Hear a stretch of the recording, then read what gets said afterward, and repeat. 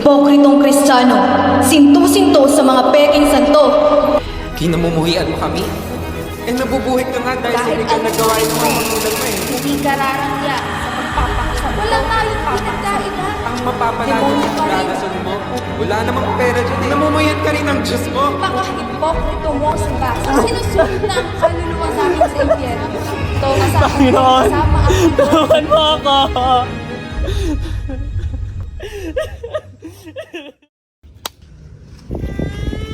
Mabuhay ang bagong General de la Guardia na pupuksa sa mga Kristiyanong salot sa lipunan!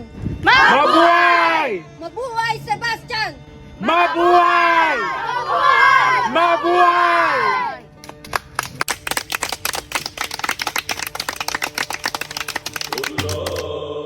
Isang malaking karangalan ang maglingkod para sa Imperyong Romano, Emperador Diocletian.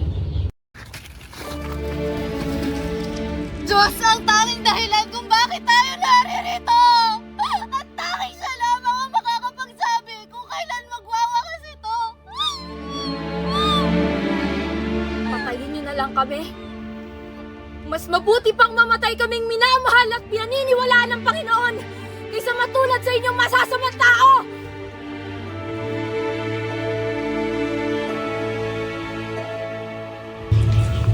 Mga kapatid, narito ako upang iligtas ang simbahan at ang mga inosenteng tulad ninyo. Mga kapatid, iniipit ng demonyo ang bawat ugat upang makuha ang mga kaluluwang pagmamayari ng Panginoon. Gayunpaman, hindi natin dapat ikagalit ang ating pagpagal sa pakikipagbunos sa kasamaan. Sa halip, ibalik natin sila sa Panginoon.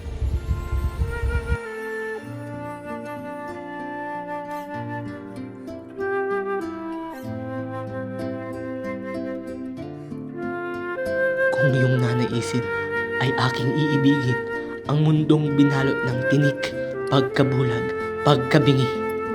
Panginoon, diwa mo ay hinding-hindi pagpapalit. Iyong utos ay may galak na susundin. Ito ang tanging alay ko.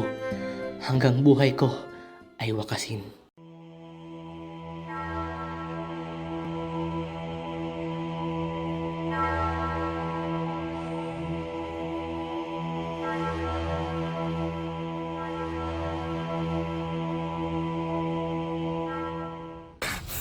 Taksil! Manang-mana ka sa Diyos mong mapaninlang! Ito ang katotohanan na hindi may kukubli. Inaamin ko sa iyo at sa buong hukbo ng mga sundalo. Ako ay isang Kristiyano. Naniniwala ko sa Panginoon at sa kanyang banal na utos lamang ang aking susundin. Kita kayo ng Diyos mo!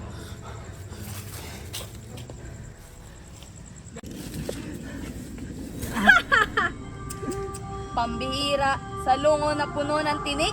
Panginoon, masaya kong inaalay ang buhay ko para sa iyo.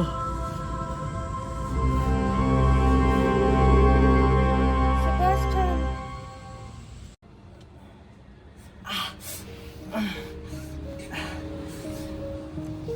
Maraming salamat sa inyo, Irene. Mabuti nga tatagpuan ka ni Irene. Anong balak mo ngayong gawin, Sebastian? Kung ano ang nararapat. Kailangan matigil ang hindi makatarungang pag-uusig laban sa atin. Ano?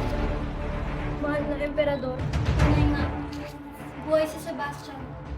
Kasalukuyan siyang nasa bayan at naghahasik ng salita ukol sa Kristyanismo.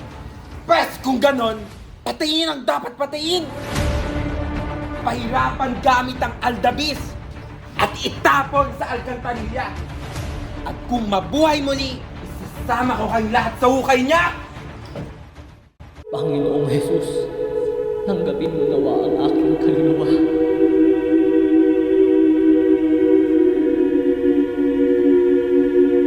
Panginoon, pagkamalian ito ay siyang huwag ilaga sa sanlibutan.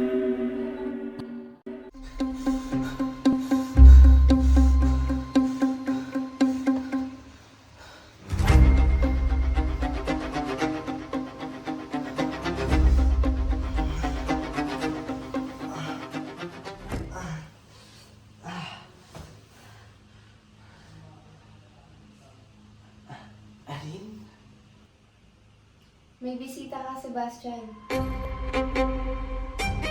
Tatay mo raw siya.